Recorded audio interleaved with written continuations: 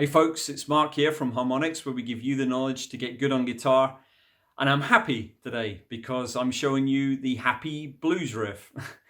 And the reason it's called that, or I've called it that, is mainly because there's a lot of majory sounding notes in it. Honestly, it just cheered me up playing it. Let's have a look at the riff.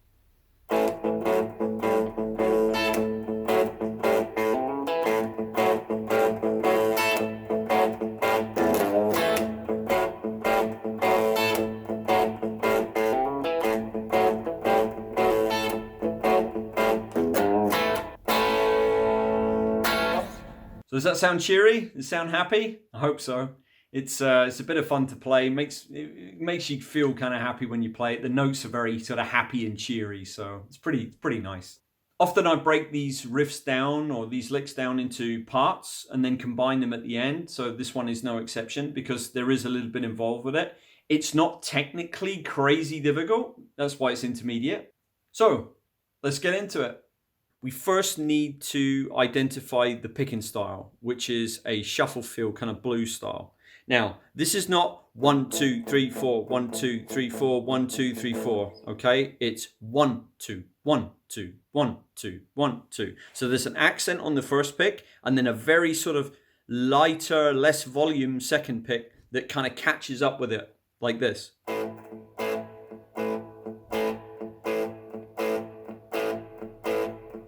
So it's almost like you're going,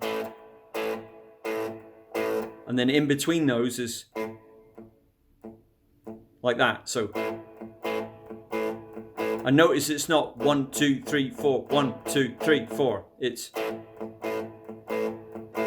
1, 2, 1, 2, 1, 2, 1, 2, like that. Okay, that's really important. So if nothing else, pause the video at this point and get that bit right before you continue.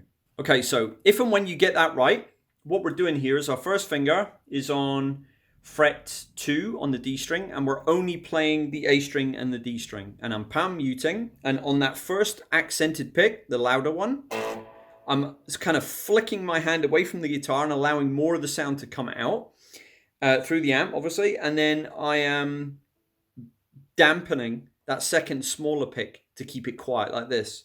If I can sort of turn the guitar on its side, like. So you'll notice I'm hitting it down to shut it up.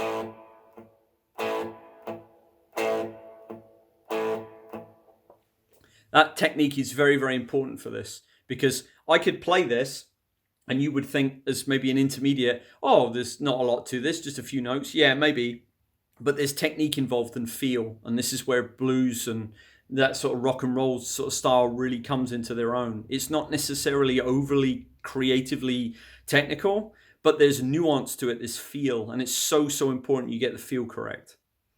So what we're doing here is I'm going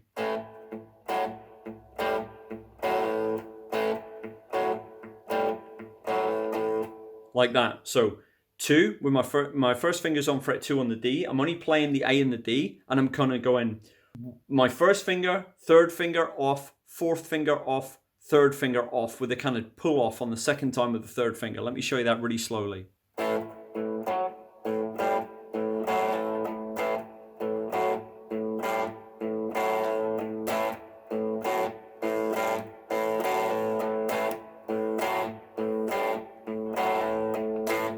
Like that, okay? So it's 1 da da da da da da da da da da da da da da da da da. Okay, let me show you again.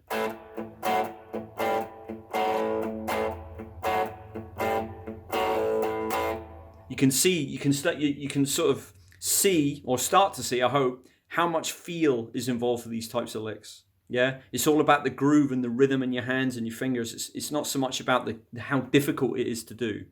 It's more about how it's done. Once we've done this kind of pull-offy bit,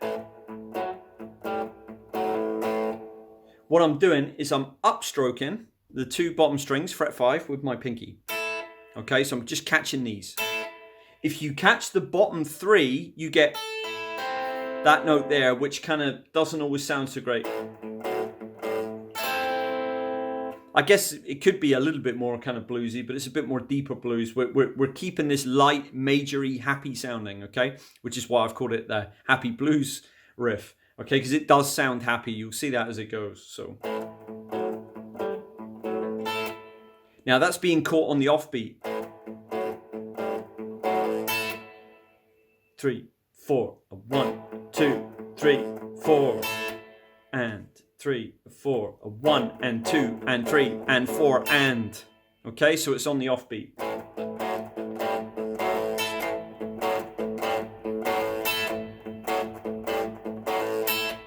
Okay, this is going to take a little bit of work, so maybe stop the video here and try it up to this point, yeah?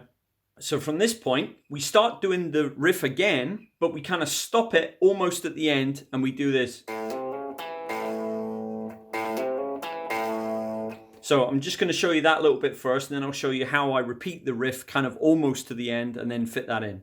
So here, my first finger is still on 2, on fret 2 on the D string, okay? I'm not doing anything else.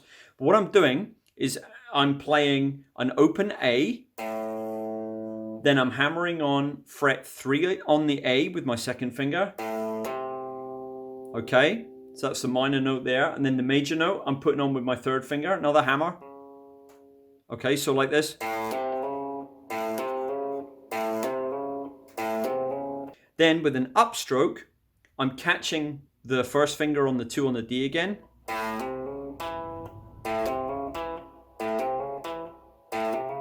Like that, and then I'm playing another open A with a downstroke.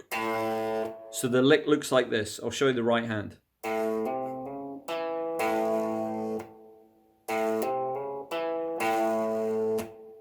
We've got this so far. And we've got. So how do we put them together? Well, we do this once through. And then we immediately start it again. Okay, so remember, this is on the and, so on the beat, we're beginning again.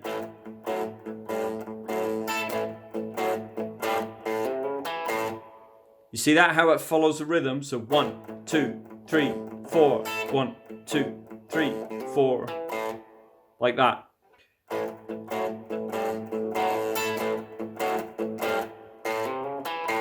So the second time we do this riff, we're going 1, 2, 3, stopping, and then like that. So let me show you that part on its own.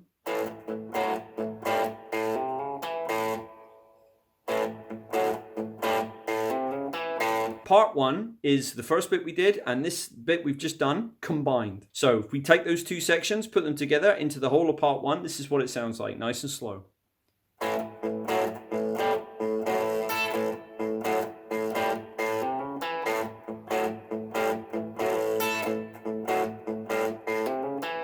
So that's part 1. Part 2, if you remember, in part 1 we had 2 separate sections to part 1. Well, all you're doing this time is repeating the first section of part 1 again. So that'll be like that. And then that's also the first half of the second section of part 1. So we're actually doing all of that the same. The only thing that changes is the little thing at the end. So part 2 is a little bit easier if you've done part 1. Just like part 1, we get to this point where we would go, but we're not doing that. We're going. So it's actually quite easy. So it's just an open E. Then our second finger comes over onto fret 3 on the top E, and we're bending that. You can either quarter bend it, I guess. But that's a bit too bluesy. We're trying to keep this a little bit more majory sounding. So we want to kind of bend it up to the pitch of A. And then I'm playing an A power chord, so my finger just goes back on fret 2 on the D, and I'm playing the A and the D together with a downstroke. And I'm giving it some gusto. We're kind of playing this on the offbeat. In fact, we are playing this on the offbeat, and it's just allowing it to carry over a little bit. So we could do something extra. We could add in an extra note here to create the whole thing and make it sound that there's more going on. But this just gives the listener a solid A. So let me show you what I mean. So this is part 2, all of part 2.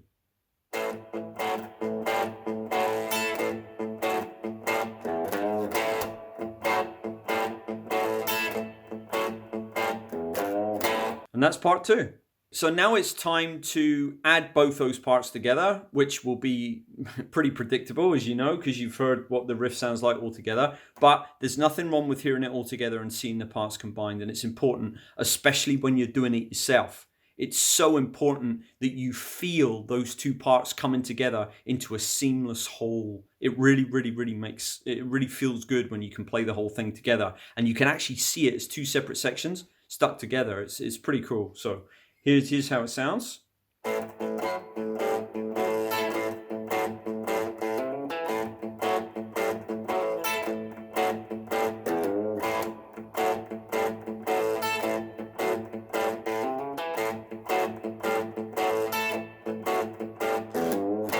So that's the happy blues riff.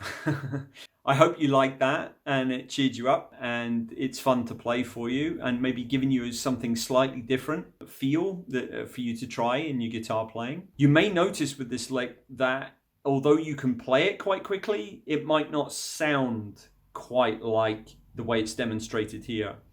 And a lot of that is because this style of music requires maybe more feel, more nuance, more groove, more sort of natural rhythm and flow than some of the other stuff on the guitar where it's just straight up and down, crazy shred stuff. So take your time with it and really try and get it into your bones. Really try and feel the music as you're doing it. It'll help you with your artistic expression as well. There's a lot of offbeat things in this riff, so be prepared to do things quickly and kind of out of time. But once it all comes together, you put in the work, it's going to sound great.